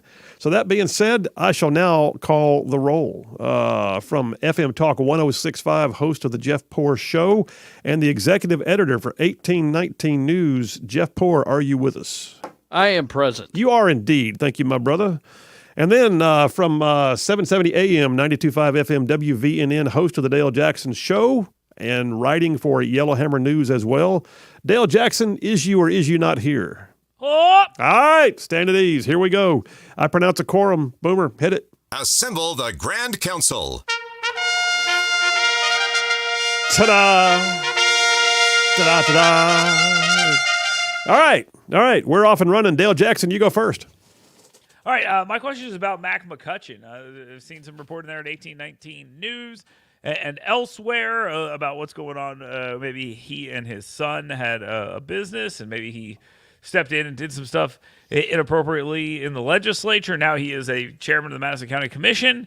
What do you think the fallout of this is? He was sworn in today. It doesn't really seem like there is any. Will there be? Jeff, your story, you first. I gotta think there is. I mean, they seem to be very dismissive of it, even when we tried to get in touch with Mac McCutcheon. I'm surprised. Here's what boggles me is no one else has really decided to look at this story. No AL.com, no Montgomery Advertiser, none of those outlets. But my understanding, kind of talking behind the scenes, it has raised some eyebrows. So I just, the way these things work, guys, is y'all know as well as I do, it just takes a little time. So I am patient. Well, and so Dale, your question, you talking about, is it troublesome for Mac himself or for other people that may be surrounding the issue? Both. I mean, is there some fallout here that could go through this? Is there a violation of the law here? I mean, it's not really alleged directly, but boy, there's a lot of smoke there, right? Well, and there is a lot of smoke, and that's an interesting dynamic. I think so far what I've read, because I'm catching it secondhand like you are through 1819's reporting, is that right now the stuff with Chris McCutcheon, his son, feels worse. Now the possibility exists that he may have helped grease the skids in government. That's what's being reported. I can tell you that the resolution they say he passed in favor of the company's efforts that he was working for is kind of benign unless that company truly benefited from it, and that's going to be a different story. So I don't know, man. I'm watching like you are. Having been the victim of bad reporting, I can tell you I get antsy when I see somebody being accused in the public arena for things that may or may not exist. But this one's got legs. It feels like to me. Well, let me just add a couple of things. There's a statute of limitations question here. Number one, this did happen a while back when he was Rules Committee chairman, long before he was Speaker. And everything is kind of documented, so it's right there in black and white. I don't know. I mean, we're hand delivering the story out there, so I don't know what the apprehension is. Apprehension for what? You mean like should we worry about this being a criminal thing, you mean? No, I meant just like what's going on here. If this is, how seriously should we take it? And I'm not talking about anybody in particular, but the lack of notice this has gotten beyond just people wanting to talk about it behind the scenes of my text messages. It's curious to me. Here's the other thing, though, Jeff, and I'm not sure if I'm relating exactly what you just said, but statute of limitations can run. Criminal statute of limitations certainly can run. And then there's questions of civil liability. Does somebody get defrauded? Because fraud has a 6-year statute of limitations from the date of discovery. So if you didn't know you've been defrauded, then you find out, then you've got a clock that ticks, not back when it occurred. So I'm just questioning what else is going to be in your reporting, but that's for y'all, and I'll wait and see, I guess. Fair enough. Next question, Jeff Poor, you take it. What do you got? Nikki Haley. Who is this for? I mean, I think this is legitimate. I think she could be a legitimate candidate. There is an establishment lane out there. Is it still out there?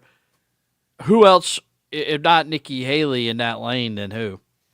I look at it and I think, okay, Nikki Haley, I don't know that she's the top tier candidate yet, but nobody thought Trump was either. But she got a great resume, certainly. She's been a governor. She's been, the UN secretary. She worked in the Trump administration. She left on good terms with Trump, but now she's running against him. So we'll see how long that lasts. But Nikki Haley has got that South Carolina primary date that's been changed, which I think is going to favor her to some degree and give her a bump. We'll see. But who's it for? It's for her, as far as I can tell. Dale? Well, I meant, let me just clarify. Who is Nikki Haley's voter? That's a great question. Dale, you take it.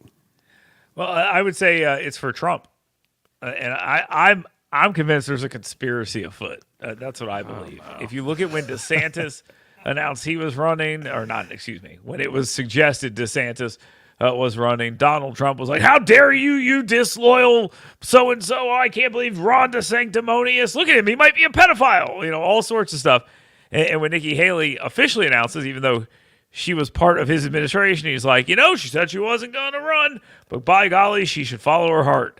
I think she is I think she's cannon fodder for the DeSantis and Trump fight. I think she is a part of a intricate 4D chess conspiracy by the former president of the United States. 4D chess. Wow. Well, that's, I don't know if I can argue with that. And I look at it too and think, I don't think she's a top tier candidate right now. But you got to know I remember when she left the Trump administration, he gushed glowingly about her. And I guarantee you, as soon as he attacks her, they're just going to play that video. Well, this is what you said before. What changed?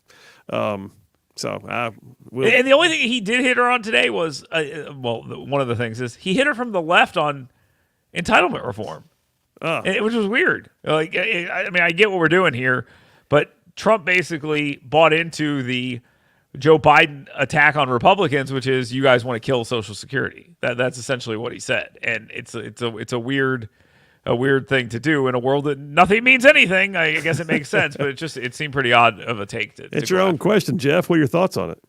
I think you give Trump too much credit, Dale. This is a 4D chess conspiracy. I think she is documented to be very ambitious, very, very, very. She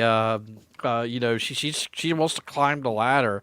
I think she is in it for herself, as you said, Senator, but I want to say this. I think she's got a constituency. It may be 15, 16%, because somebody's got to come out of that establishment lane. It's not going to be Chris Sununu. It's not going to be Larry Hogan.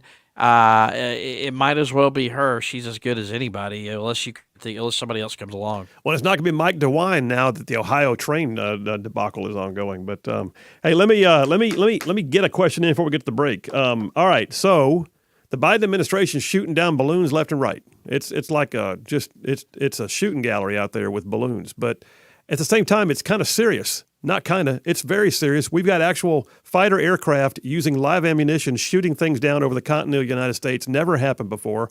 And the president of the United States is not on the record. I mean, there's been no addressing the public. As a leader, what are your thoughts? Should he speak or just keep sending his surrogates out to speak? What should he be doing in this particular case? I'll go Dale first. The Biden administration is single-handedly setting back affirmative action decades because they have hired some of the dumbest people in some of these positions, and each one of them, you look at them and like, why did they get hired? Oh, he's gay. Why did this person get hired? Oh, gay and black and woman. Oh, okay. And they're not shy about this stuff. They're making it clear. Karine Jean-Pierre was ticking off boxes the other day. And look how incompetent they are. No, stop running people out there. Everyone just shut up. Say nothing, I guess, if you're the Biden administration. But I don't even know where Joe Biden is. I haven't seen him. Not in a long time. In days. This this is a disaster. And yeah, someone should probably say something on the record that is of meaning. And it is really sad that that's not happening. Jeffro, your thoughts? I think it's got to happen eventually. I don't know when or how. He keeps getting hit with these questions at these press gaggles, coming off of Air Force One or Camp David or wherever. I think at some point they got to do something because you can't just leave it up to Biden to say something off the cuff. But it should have been forthcoming already. Absolutely. And I think this, by virtue of his position, if you're going to launch fighter aircraft to shoot anything down, much less multiple times over the continental United States, then even if we don't agree with his thoughts, he needs to get out there and say, ladies and gentlemen, citizens of the United States, here's the deal. Here's what I did, and here's why we did it, and we'll do it again tomorrow if it happens then, and we're going to tell China to quit. If he, at the very least, he needs to say why he chose to do it, whether we would agree with his sentiments or not. So that's just called leadership. But it's just classic, in my opinion, it's once again a classic example of the fact that Joe Biden has never led anything in his entire life. He's had that love of the opportunity for rhetoric without responsibility. Go to the podium, make a speech, walk away, don't own it. Now he's in charge, and we can tell he's never done this before. So he's in charge of the Biden crime family. Well, there's that. At the very least, the big guy is the one being referenced in the background, right? All right, fellas, that's round one. We got to take a break. We'll do that right now. We'll come back for round two of the Ground Council with Jeff Poor from FM Talk 106.5 and 1819 News, and Dale Jackson at WVNN up yonder in Huntsville, and writing for Yellowhammer, Phil Williams, Rightside Radio. Y'all stay tuned. We'll be right back.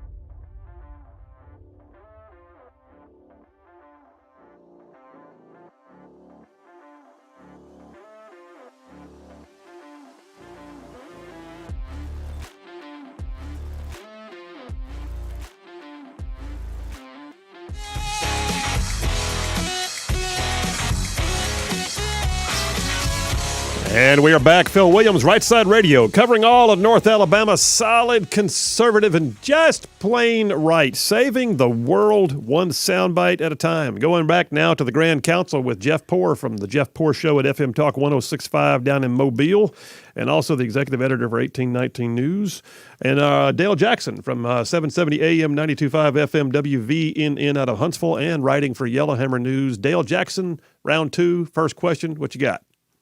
Former potential Alabama Senate candidate Matt Gaetz is now apparently been officially told he's not going to be charged by the DOJ for sex trafficking and all this other stuff. So the American media could say, looks like we were all over this thing saying this guy was a sex trafficker for years. Looks like we got that wrong. Or they could say, they had him dead to right, but he got away with it, that son of a gun. Why is the DOJ still being used as a weapon to beat people over the head with? Why are we still allowing this to happen? Because the Biden administration's in charge. Simple answer. I mean, right. I mean, certainly we saw some weaponization even during the Trump administration. Obviously, look at the Steele dossier, look at the Russia collusion, right? All of that. But even more so when you've got the guy at the top sort of encouraging it and egging it along. That's my initial off-the-cuff thought. Jeff? It's always been that way, hasn't it? I mean, it's always used in, kind of scuzzy ways to get people to behave in a certain way because the DOJ knows this. They have unlimited resources and you don't. They could crush you and they could force you to, do what you got to do to get out of that situation. It's perverse. It's obscene. But I don't think this is a new thing in American, maybe in the last 50 years or so. But it's not new in my lifetime. Your own question, Dale. What are you thinking? I hate it because it's like, okay, so he's guilty until they charge him.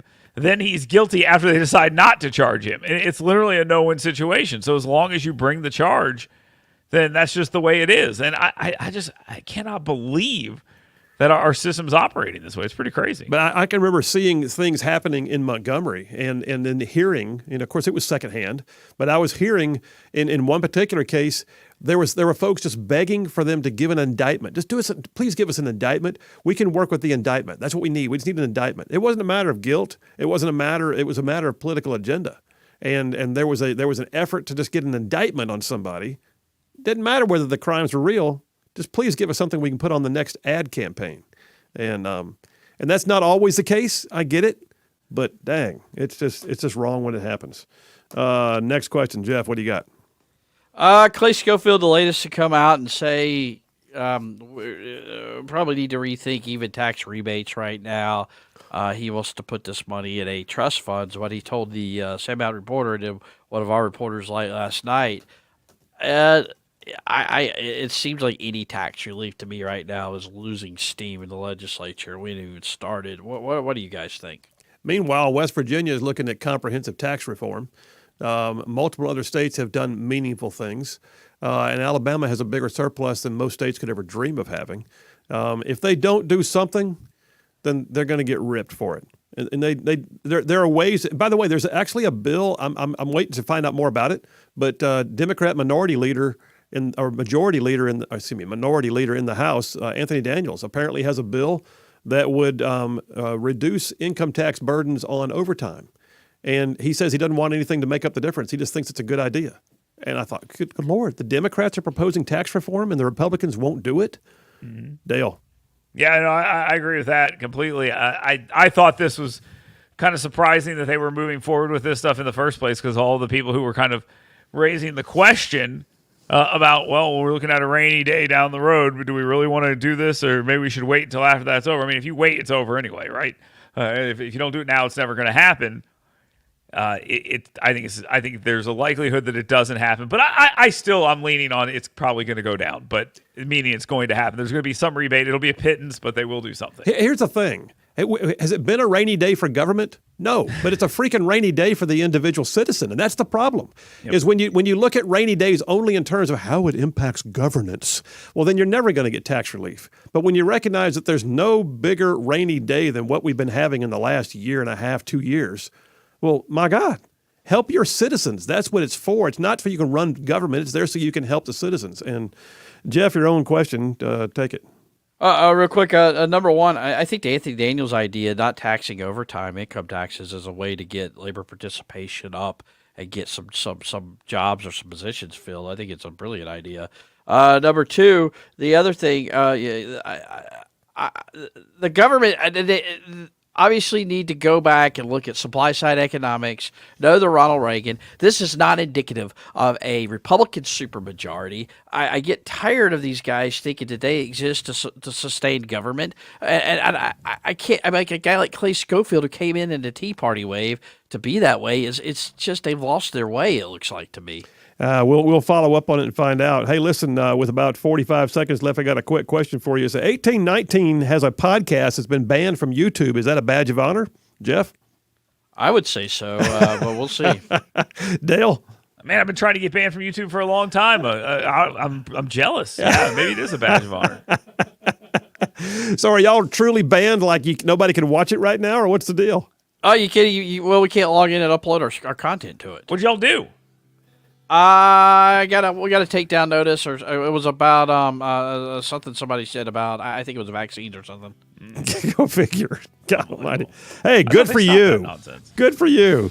All right, fellas. Appreciate you. As always, Grand Counsel, Jeff Poore, FM Talk 1065 and 1819 News, and Dale Jackson, WVNN and Yellowhammer News, and just little old me, Phil Williams, Rightside Radio. Y'all stay tuned. We'll be right back.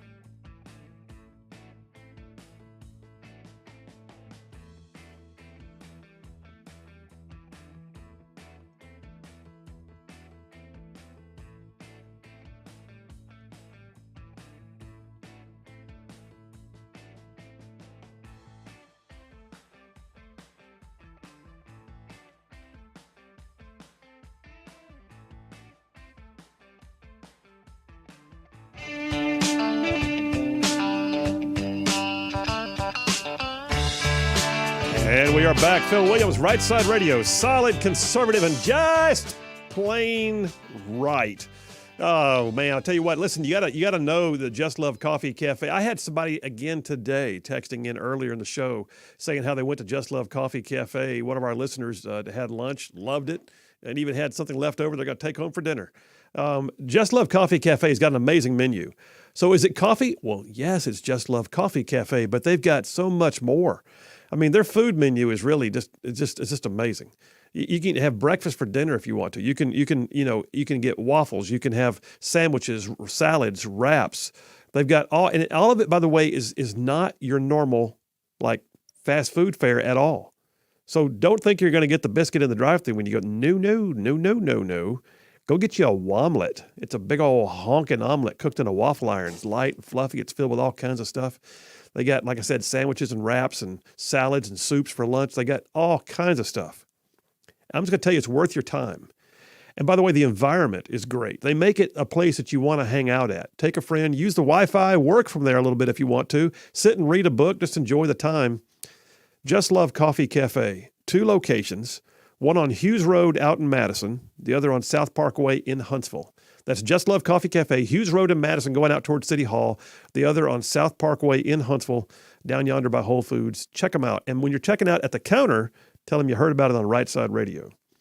Text lines blew up. I'm trying to think if I need to get in here and grab some of these texts. By the way, Jeff from Indiana, who did text in earlier, he texted me like a picture of a refrigerator magnet. It says you can't fix stupid, but you can numb it with a 2x4. And then when I laughed, he said, there you go, right side isms. Put right side logos and those right side isms on a refrigerator magnet and sell them. He says, you're welcome. That's not a bad idea, though, Boom, really. No, it's not. I like that idea. I like that idea a lot. Glenn from Bluntsville, with regards to the 1984 segment I was doing earlier, says, do you know Animal Farm in 1984 are no longer required reading in school? That is true. There's a lot of things that are not required reading in school, like civics and actual history. Brad from Limestone County, he says, you ever notice a so-called pride flag only has 6 colors, not the 7 colors of God's rainbow? I have never noticed that. 6 colors, not 7. 6 colors. 6. It's almost as if the devil's trying to give us a wink and a nod as he trolls us. Interesting. I'm going to jump over to number 3 of the Triple Dipper because I intend to talk about it here for a minute. Gun controllers, although the phone's ringing. Remember, is that going to be on the air, or are you going to talk to him for a minute? I'll hang on a second if you want me to. All right. Hey. Yeah, I'll do that. Let me grab that before I jump into the next topic. I'll take line 1. Alan, how you doing, man? I'm upright and breathing again. That's good. I'm glad of it. Did you not find it odd that after North Korea showed all their supposedly nuclear weapons and missiles, wasn't it just a few days later the balloons started showing up? Oh, yeah. Well, there's a lot of things that were odd about the timing. I mean, we also had just signed a deal with the Philippines to put more U.S. military assets based closer to China, and then all of a sudden we saw balloons. That's what I was saying. That just all this kind of like a diversion that instead of blaming Korea or something, let China take the heat, knowing that they would have more voice in what was going on. We're not hearing much about classified documents anymore either, are we? No. They get swept under the rug. No, we can't talk about that. Like a lot of things, you get swept after a couple of days or a week, maybe. Well, the only thing about this with the balloons is the story is not getting better for the Biden administration. It's not like it's helping them a whole lot. I mean, if I were seeing this as a story like Wag the Dog, like they had a great moment and they're sort of basking in the glow, I'd be more concerned. Right now, I think this is just truly the next crisis that they're not handling well, and it's not going well for them. Well, that's, to me, I just, all this, sooner or later, eventually people are going to get smart enough to figure out, is this bunch of liberals they're crazy. They're just stupid stuff. Well, they are. No backbone. You can't make this stuff up, can you? No, you can't.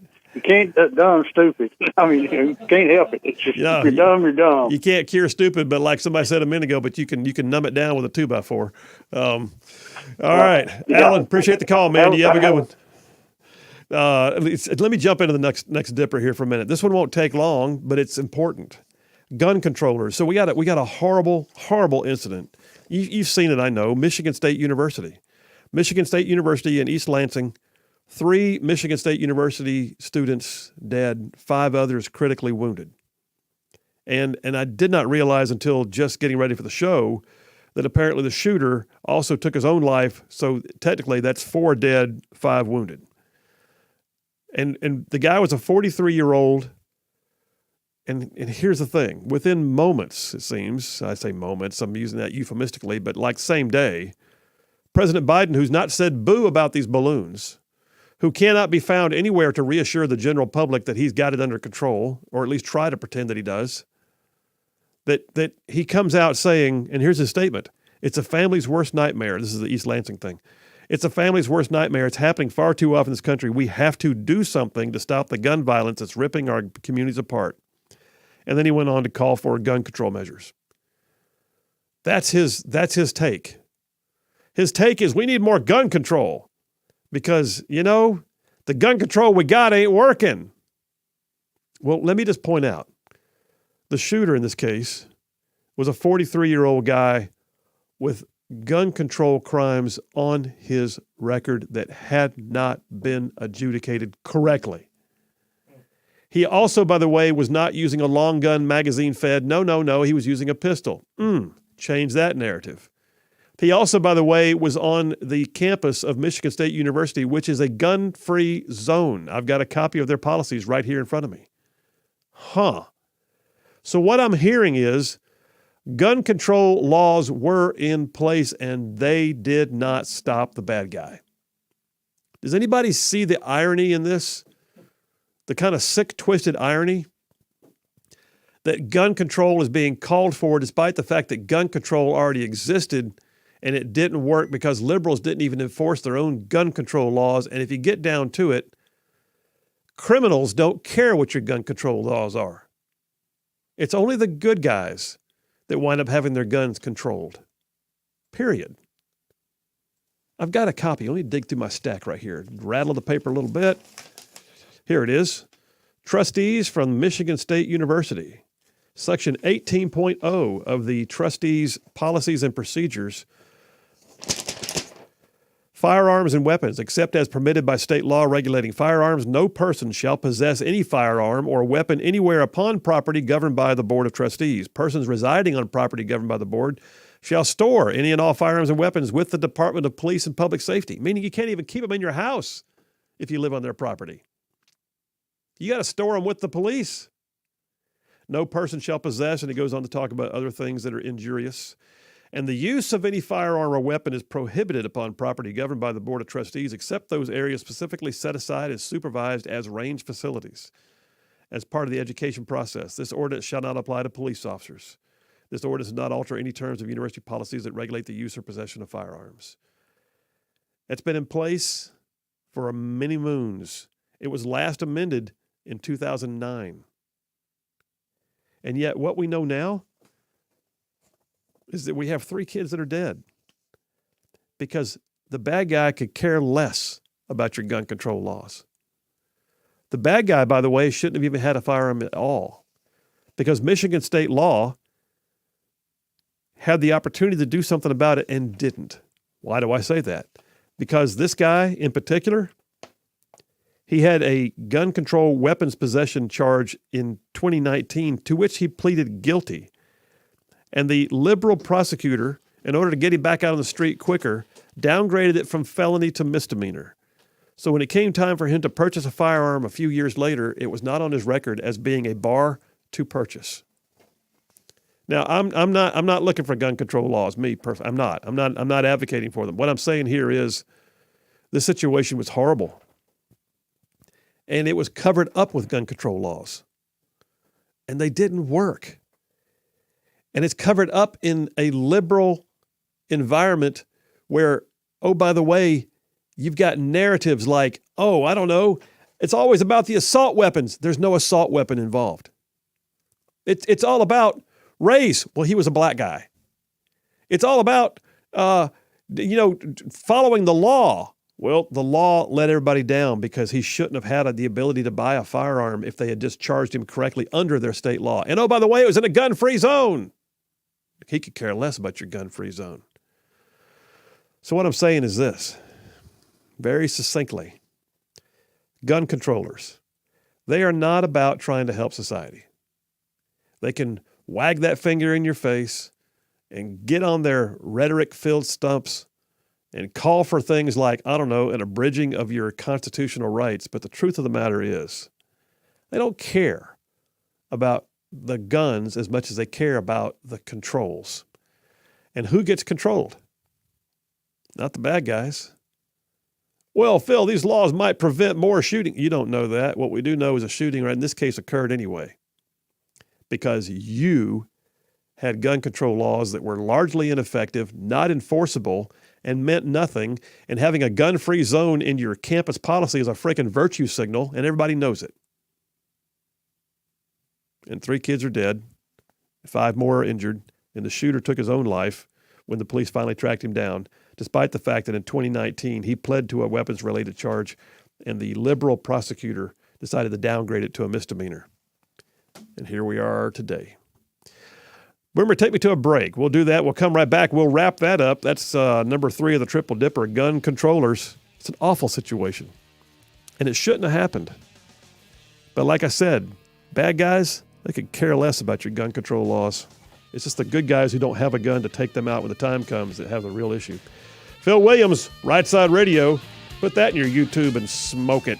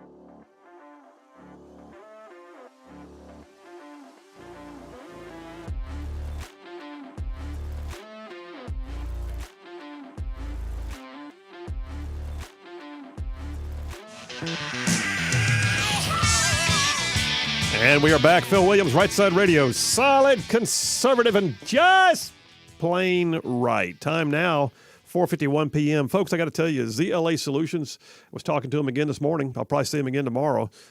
These folks are not just friends of mine. They are solid business people doing what they do quite well. If you, then they can do any number of things to help you with your business. They can do things like, your logistics, your warehousing, help you with sorting and containment, quality control, whatever the case may be. But their bread and butter, man, it still exists in the realm of staffing. Doesn't matter whether it's temp or direct hire. Blue collar, white collar, no collar, don't matter. They can help get the people and the jobs lined up, and just have been having like one of the most banner years they've ever had as a company. And I'll just tell you, if you need a job yourself, they've got them listed on their website. You can go check it out, zlausa.com. But if you're an employer looking to fill out the ranks of your workforce, and it could be like the onesies and twosies with select skills, or it can be a whole staff or like a shift of people, they can do it. They do it quite well. They do it for a lot of big-name employers all over Alabama. So, yes, check them out, zlausa.com. I know they got a big push right now for high-tech, white-collar jobs out at Redstone Arsenal. So they've got them. They've got jobs, and they're looking to put people and jobs together. So check them out, ZLA Solutions at zlausa.com. And do me a favor, tell them you heard about it on Rightside Radio. In fact, we had a cool story. Boomer, I was talking to him the other day. They said they had a truck driver pull in their parking lot and looked up the sign and goes, "Is this that ZLA Solutions I keep hearing about on the radio?" And they're like, "Yes, it is." Oh, that's awesome. Speaking of which, they heard it on the radio. Listen, I got to say this. If you want to advertise your business on Rightside Radio, just understand we're a separate business. We are a standalone organization. We're not owned by the radio stations that we're on. We're syndicated, which means it's all, here, centralized in the Rightside studio. Boomer spends hours putting things together every day and then running the show. And if you want to advertise on the show, you got to contact us because we sell our own advertising. So absolutely, go to the website, www.rightsideradio.org.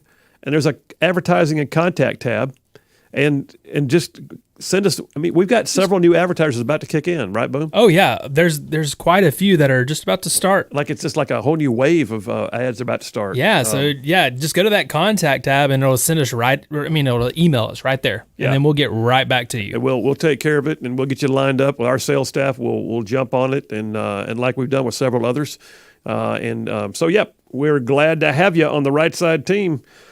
Okay, so I just did this whole discussion there about gun controllers. All right. I'm going to go ahead and say this is about as Second Amendment friendly a show as you can find. Very much so. Did I tell you, have I told you what I got for Christmas? What was it? I didn't tell you this? You did. You got a laser, right? Oh, yeah. So I saw this thing advertised, and Charlene was like, "What do you want for Christmas? What do you want for Christmas? What do you want for Christmas?" I don't know. I don't want any more dress shoes. I don't need more ties. I don't know. And then I saw this thing, and I thought, I want that.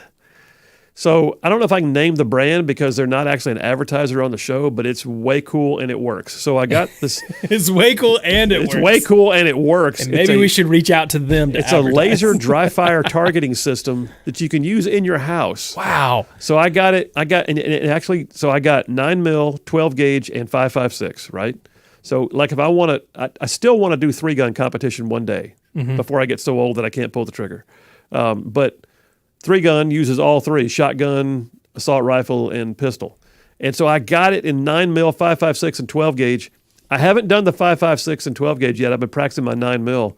But literally what it does is you set up your target and you download the app to your phone, and then the app uses the camera on your phone, which is a little stand they give you. And you basically set the phone where it sees the target, and you could see it beginning to triangulate, like you can see the little reticle moving around. All of a sudden, it locks in, locks in on that target.